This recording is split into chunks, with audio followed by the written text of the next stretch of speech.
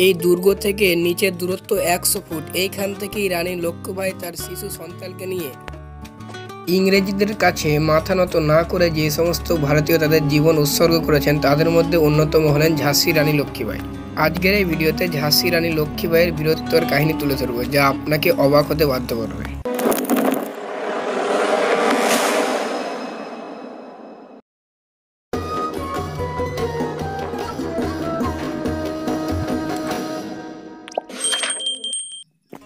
ইংরেজরা তখন ভারতে মাথা চাড়া দিয়ে উঠেছে। এর মাঝে তারা এক নতুন আইন প্রবর্তন করেন, যার নাম সত্যবিলোপ নীতি। এই সত্যবিলোপ নীতি হচ্ছে যে সমস্ত রাজাদের তাদের নিজেদের রক্তের সন্তান নেই তারা দত্তক নিতে পারবে না। এই রাজ্যগুলি ইংরেজদের অধীনে চলে যাবে। ইংরেজরা তাদের এই নীতির মাধ্যমে একের পর এক রাজ্য দখল করতে থাকে। তারপর তাদের নজরে আসে ঝাঁসির কথা। ঝাঁসির রাজা গঙ্গাধর রাও তখন মৃত্যুবরণ করেছেন। এই সুযোগে তারা ঝাঁসি আক্রমণ করার সিদ্ধান্ত নেয়। ঝাঁসির সিংহাসনে তখন বসে আছেন ঝাঁসির রানী লক্ষ্মীবাঈ।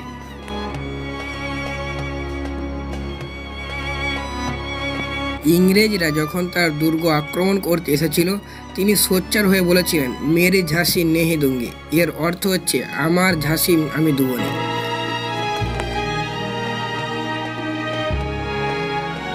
কিন্তু যখন অনেক নিরাপত্তার পরেও ঝাঁসির দুর্গ যখন আক্রমণ করেছিল, তখন ঝাঁসির রানী লক্ষ্মীবাঈ পাশের রাজ্যের সাহায্যের আশায় তিনি 100 ফুট উঁচু দুর্গ থেকে, অর্থাৎ তার নিজ দুর্গ থেকে 100 ফুট নিচে ঘোড়া সমেত এবং তার পিঠে ছিল তার শিশু সন্তান, তাকে নিয়ে ঝাঁপ দিয়েছিলেন।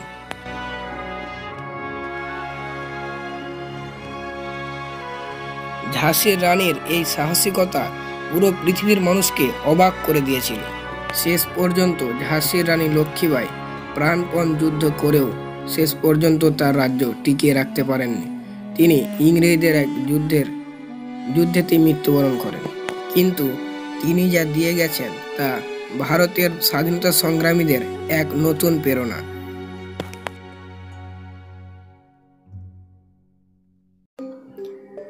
এই যে কেল্লাটা দেখতে পাচ্ছেন, এই যে হাতটা আছে, হাতটা থেকে পুরো নিচে 100 ফুট, এই 100 ফুট থেকে ঝাঁপ দিয়েছিলেন ঝাঁসির রানী লক্ষ্মীবাঈ। কি অবাক হচ্ছেন? অবাক হওয়ারই কথা। যখন কেউ প্রথম শুনবে অবাক হবে।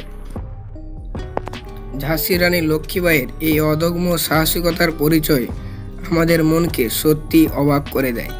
একজন নারী 100 ফুট উঁচু দুর্গ থেকে, এমনকি ঘোড়া সমেত তার শিশু সন্তানকে নিয়ে ঝাঁপ দিয়েছিল দেশকে বাঁচানোর জন্য, তার রাজ্যকে টিকিয়ে রাখার জন্য। সত্যি আমাদের অবাক হতে বাধ্য করে। ঝাঁসির রানীর বীরত্বের কাহিনী সম্পর্কে যদি আরও ভিডিও চান অবশ্যই কমেন্ট করে জানাতে পারেন। যদি কমেন্ট মোটামুটি 50 থেকে 100টা আসে অবশ্যই আর একটা এর পার্ট 2 করার চেষ্টা করব। সুতরাং আজকে এই পর্যন্তই। ভালো থাকবেন, সুস্থ থাকবেন, সুস্থ রাখবেন চারপাশ। ধন্যবাদ।